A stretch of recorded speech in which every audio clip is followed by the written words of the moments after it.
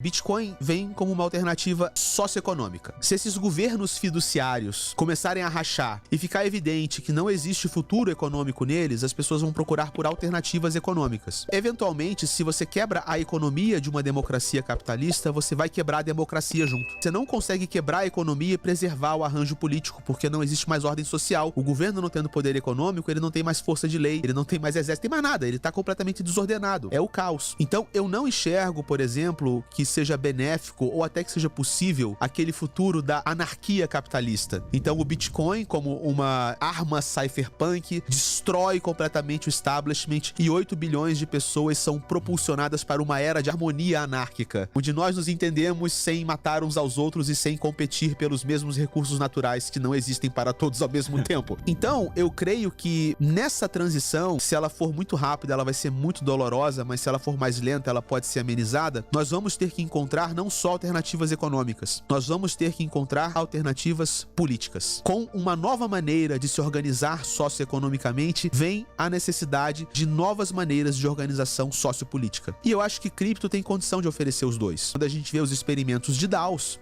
são muito tímidas, a maioria dá errado. Mas qual é o fato? Existem hoje coletivos humanos que estão fazendo esforços criativos para se organizarem de forma política em infraestrutura descentralizada. Hoje pode ser uma bosta esses experimentos, mas a gente tá falando de um negócio que tem desde que a Ethereum começou a trabalhar direito, de 2017, cara. DAOs estão em invenção há meros 5 anos. Se as DAOs evoluírem e a gente tiver um colapso na ordem social, a gente vai ter que escolher, ok, então tudo colapsou. Deu um caos geral, não deu certo.